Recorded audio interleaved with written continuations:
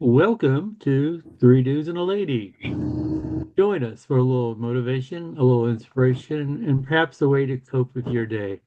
I'm Mike from Alexandria, and my gratitude this morning is for what we talked about, and I'm going to talk about, and that's making small changes. Hey, good morning, folks. My name is Earl from the beautiful state of North Carolina, and my gratitude for the day is over the weekend I celebrated my 57th birthday and taking a good look in the mirror for good health and things that I need to change in my next year in my life to make me a better person. Good morning, everyone. My name's Jay Anderson from the great state of West Virginia. My gratitude is really quite simple. My wife. Enough said. Yes, indeed. Hey guys, I'm Christine Wright, hailing out of the great state of Florida. My gratitude is for walking in the morning. It's very peaceful, and I start exercise early in the morning. And today, Jay Shetty talked about slow change, right? Slow and steady wins the race. He was talking about if the race is personal transformation, that is definitely true, right? Forming a new habit over time, forming a new habit, right? We can do it over time or we can try to do it all at once, right? We want results fast, so we do things in a hurry. And a lot of times we slip back into our old ways, right? We decide to make these big changes, especially around New Year's, right? And maybe we do it for a week or two. Then guess what? Life happens, right? Before long, we're back to our same old routines. The truth is that most of us are struggling with the follow through, right? Because we emphasize speed over quality. Change does take time. It takes time to build a habit, and it doesn't happen all at once, right? It doesn't happen overnight.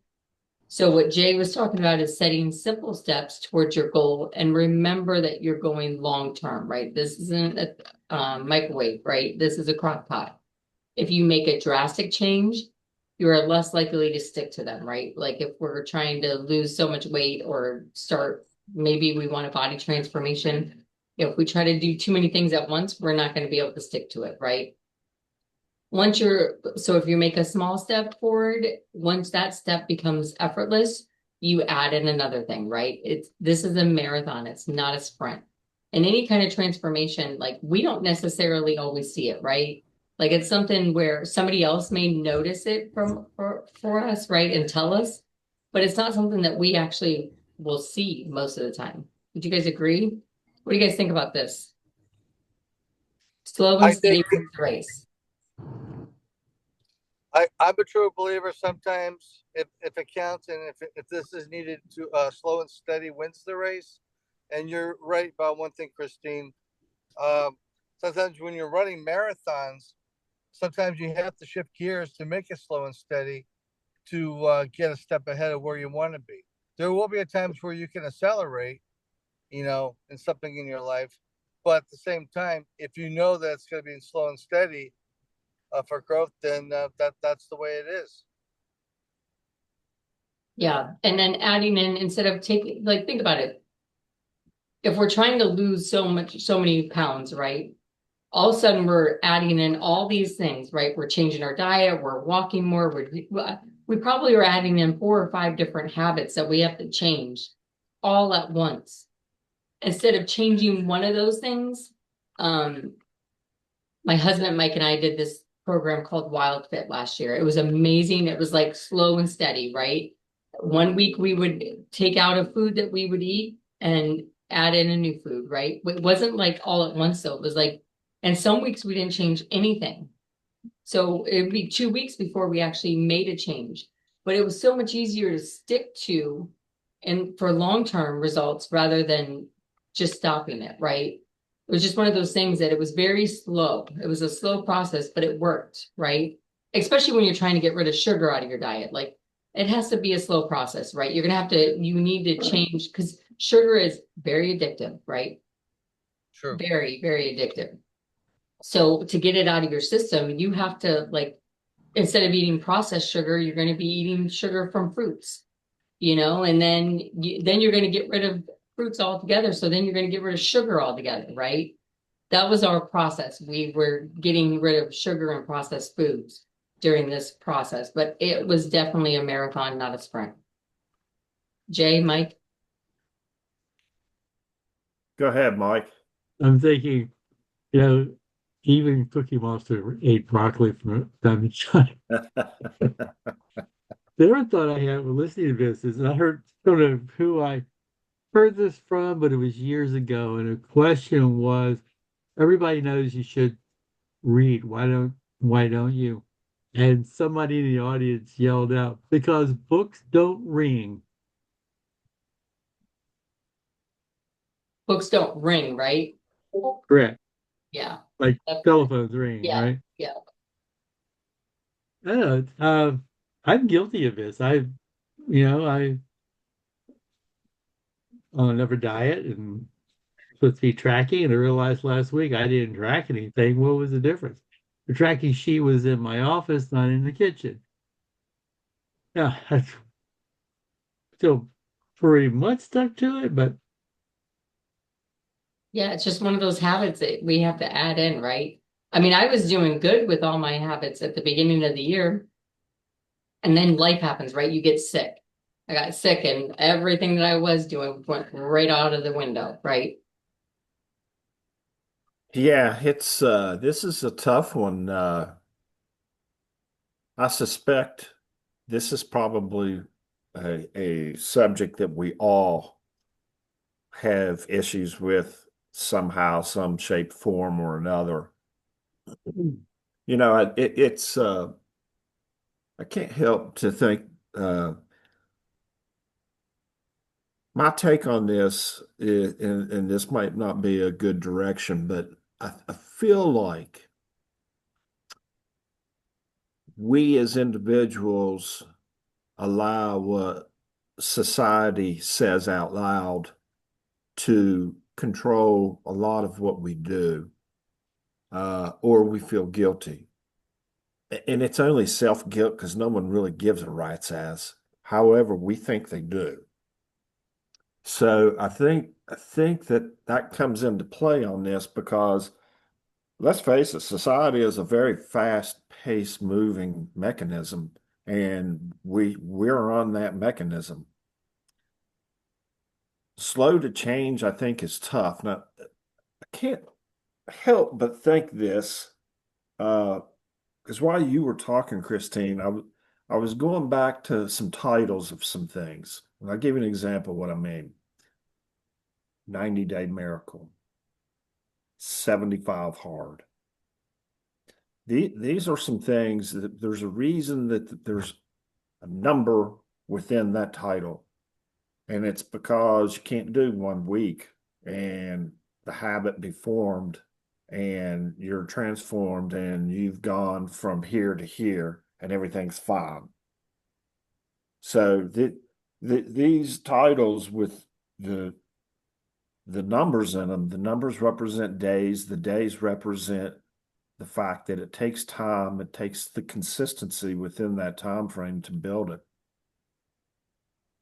I have to think one thing that we did, and we took this slow. We did several 90-day miracles and called it the miracle morning and spent 90 days on it and all that. Here we are 2.5 years later, not quite 2.5, well, almost 2.5 years later. The same form. We stuck with it. It was, and it still is a slow change because we're learning on a daily basis. However, have there been days that we've not been able to make it? Yes. How did we feel when we were not able to make this call?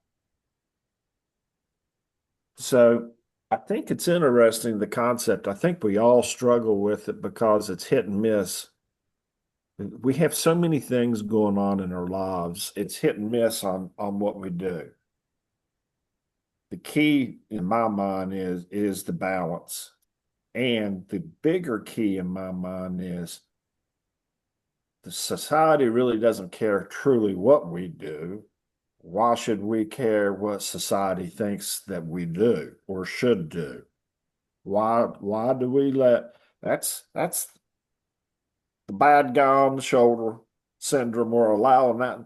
Society says you should be done and you should be here, and this is how much you should be making every year, and this is the accolades that you should have.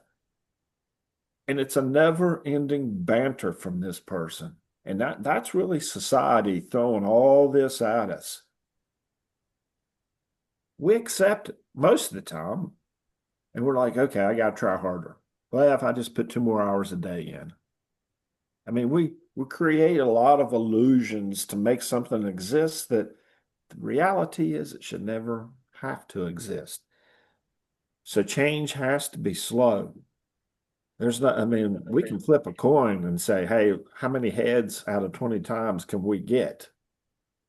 Nothing's that fast. It just doesn't work that way. And the crazy part is we come across topics such as this from time to time to time. And I think at that moment, like I feel this morning, all right, breathe, because it is a slow change. I had an uncle that told me when my father passed away, he said, Jay, you just need to slow down. There's nothing that says you have to knock everything out and try to get everything tidied up within a week. It doesn't work that way. Chances are, if you go after it hard and fast like that, Jay Shetty alluded to this, mistakes will happen. Because what he said was, if you go slow with change, less mistakes will happen. So it's very interesting to me. Right. And I think the slow change, I think it almost transforms us into the person we're supposed to be, right? The person that we're trying to be. Because if we try to make all these changes at once, it is overwhelming. And that's why people can stick to it for a week or 2 weeks. That's why the gym is so packed for the first 21 days of January, because people can stick to it for that many days. Yeah. But then they just become overwhelmed and burn out. And then that person on the side of us is really yapping, right? Like they are taking full advantage of our insecurities of not being able to stick to our goals. Even though that probably shouldn't have been a goal to begin with, it should have been something simpler. And that's the thing, is we see all these people making these lavish goals all over the internet. So we think, well, I gotta have these goals, or I gotta have some sort of goals, right? And that's why I've read a lot of books on goals and habits and what you should be doing and what you shouldn't be doing. That's why it takes so long to develop a habit, but it has to be micro steps, right? You can't just do it all at once. That's why we get burnout. So if we do these little baby steps and make it happen with small incremental changes over time, those will compound. I suspect as well, Christine, right in line with what you're saying is, if we do take it a little slower and lower the end expectation time frame for it, as things need to be adjusted, when you're in the slower mode, it's easier to adjust, it's easier to accept, versus when you're full throttle and you've bypassed 5 steps that you really should have taken, but you did not necessarily. And those 5 steps you might be able to do without. But the reality is, I think when you do something slow, when you get to the point where you're shooting for the validation and the win becomes that much larger for you, it's more appreciated because you did take the time and you did persevere. And I think you're validating what you felt like you needed to do, and you did it. So the win becomes bigger, and you feel more success out of it. Maybe, I don't know. Does that sound right? But and Jay, I just want to jump in real quick. And it's also how we measure how much change is needed when we make slow change. And you brought up a very important thing here, because when we're in a situation, it could be in our business life or even in our personal life. Yeah, is change needed? Yes, but we need to measure how much, you know, slow and steady wins the race, but measure how much is needed to complete where we need to be. Because some people change things on a dime and they regret something that they did a week ago, and they didn't take time to think about what change needs to be needed. They didn't evaluate the situation properly. So you hit it right on. You know, slow and steady on the change, I think is key. As long as you're evaluating how much you need to measure it. I know I said that 5 times, but it kept ringing in my head. You got to measure what you're doing to get where you need to be. And when you're measuring your results, think about it, like you need to measure them on a weekly. I usually do it on a daily, like, okay, did I hit these targets today? And what threw me off? And then I do it weekly, and then I do a monthly, and then I do it quarterly, right? Then I know if I'm on track or not. And exactly. And think about it. You guys, we overestimate what we can accomplish in a year, but underestimate by far what we can do in 10 years. Like if anybody's ever Oh, done it, yes. Well said. Yes. like, Very well said. and we do. Like, so why do we over or underestimate so much in a 10-year period, but overestimate in a year period? Because we are instant gratification people. We want it now, right? That's why we put those big lofty goals out there, even if we're not going to hit them. That was the phrase that I was trying to come up. Instant gratification. That was perfect. Because it is the one thing that I think everyone wants. Or they rephrase, they feel that they want it. Society has said that you need that instant gratification. I don't know.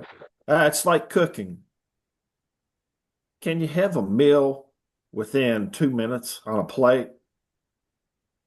Or do you have to take the time to cook it and work at it and allow the meal to slowly but surely present itself? It depends on how much quality you want in that meal.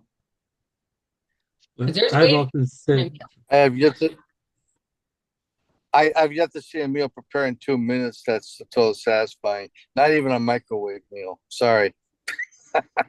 Yeah, if it's not, the quality is not going to be good, right? Oh, yeah. Touche, Earl. Yeah, touche. Mike, do you have something?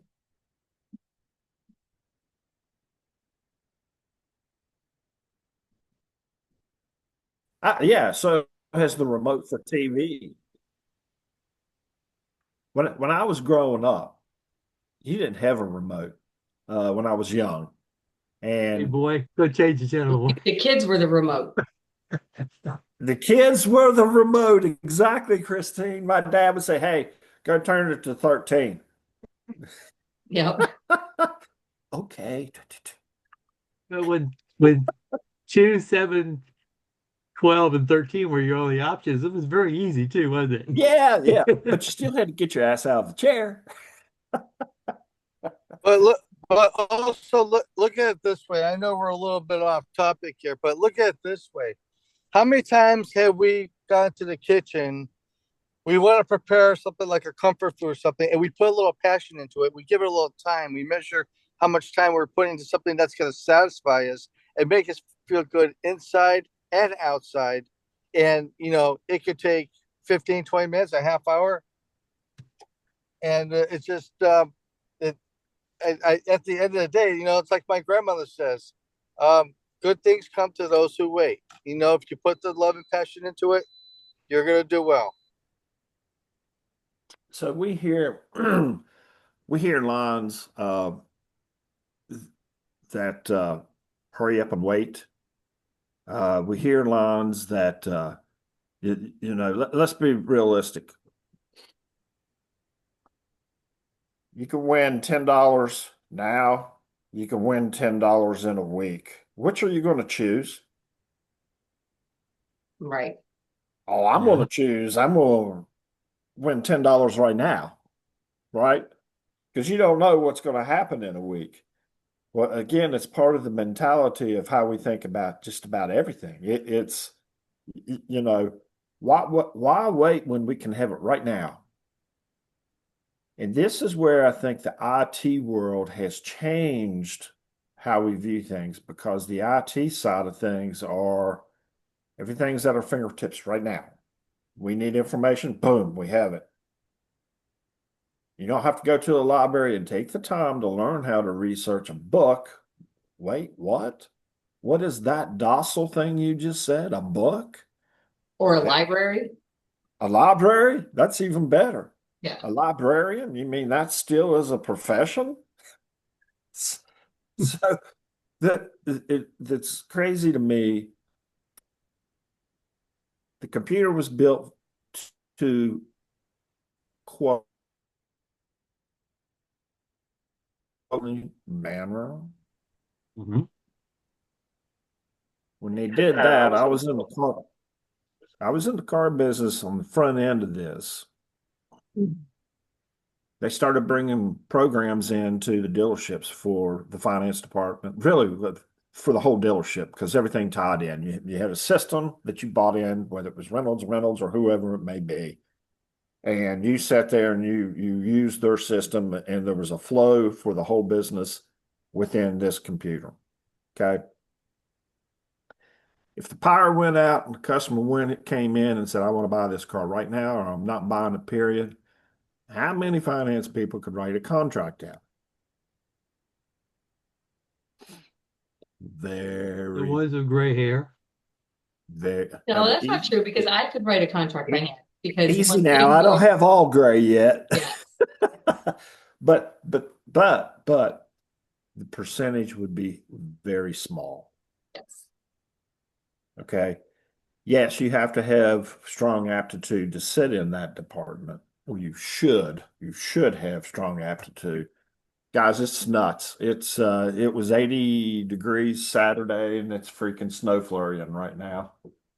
Have a freeze warning for Talk about tonight. a squirrel. So yeah, I can't. Sorry, I just. But anyways, I'm thinking about two things along the subject: motive and motivation. Be careful what your motivation is, because it could be that shiny object, and you don't know what that person's motive is, and your motive should be pure. oh, perfect. Yes. Yeah. And if you are motivated and have the right motive, slow and steady will win the race. True. Earl, you're getting ready to spurt something. Go for it. I think that's a key thing in anything, whether it be relationships, work, career. I slow and steady wins the race, and I learned that phrase from when I was in the trucking career. Our president and owner, Mr. Steve Brown, who's now retired, used to say, "Slow and steady wins the race in anything you do now." Because if you try to rush something that you feel that's going to be a good thing, mistakes will happen. It's just, and I think that can go into any aspect. It can go in the relationships. It can go into your day at work.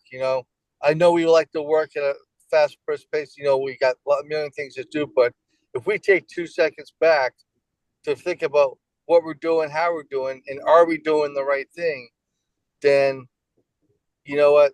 Slow and steady wins the race at the end of the day. I can't help but to think this kind of ties into the very last podcast we did. Take your foot off the gas. Yeah. And, Yeah, it strongly stop and resonates. stop and smell the roses, and I did. I took my foot off the gas that day. I followed through. I decided, come hell or high water, I'm gonna dig it. And this is what's so great about this platform, is it allows us to have that thought. And normally I probably would not have, but I took the rest of the day, took my wife, we got on the pontoon and just sit back. Man, we had a blast. We talked about some of the stupidest stuff that you can even talk. And you know what? It was needed. Yes. It was needed. So that's part of a slow change, as well as being able to pull back just a little bit and okay, hold on, breathe. it's almost getting out of your daily routine in order to connect on a different level, right? Like getting out of that normal, this is what I do on Fridays, right? Like doing just, Yes. and it goes back to like when we were talking about the strategic blocks, the breakout blocks, what I'm talking about? When we talk about those, because it gets you out of your normal, um, mundane stuff, right? And all of a sudden just in a different mindset. And I wholeheartedly agree. I felt good. Yeah. I really did. I mean, I could not tell you the joy that it brought me. And at the end of the day, and that's a great way at the end of the day to be able to unwind and unpack your day and your past week and all that. Like you said, Christine, you might look back throughout the day or a time of the day or through the week or whatever and say, did I get everything done that I wanted to do? Probably not. However, did I hit the highlights that needed to truly be done? Probably so. What do I need to work on in the future? And again, that's part of being slow and being intentional. And being t- going back to slow and steady, winning the race. I just thought of one other thing, Jay, is when we're trying to lose weight. If we're trying to shed a few pounds, sometimes that uh, category slow and steady wins the race of what we're doing in our life. We have to just take things one day at a time. I mean, if we lose a pound a day, so be it. I mean, how much water are we drinking? What are we putting into our bodies? But also, how's our mindset with it? Can we live with the fact that we could just take our time doing it, and 30 days down the road, we have accomplished what we need to do for our mental and our physical health? Because it's not going to happen overnight, and we need to learn to accept it. Some people like to rush into things. You got to learn that, slow and steady wins the race in that. That's my final spiel. So here's the reality of our business. That's Take true. your foot off the gas. The leads are not going to answer the phone anyway, regardless if you call them on Friday night or Saturday morning. Exactly. They're not going to answer the phone. It, yeah. I mean, start juggling. Yeah, some will, some won't, but Yeah. Folks, I think it's easy to see that we're not licensed therapists. We do love finding topics like this, particularly when there's a commonality, meaning that, like on this particular platform today, I think we all share the ups and downs of slow change, as well as I feel like that's the vast majority of people. There are a very few select people that might not feel this and go through it, but it's very small. So let's go with the majority on this one because that's what I feel. Please join us on a daily basis. We enjoy the app Calm. Within the app Calm, we listen to Jay Shetty every morning and then we dissect it to really the way we like to hear it and think about it. And please don't forget to like, share, and subscribe for more content. Please come back for more and learn with us. Have a great day, everybody. You Peace.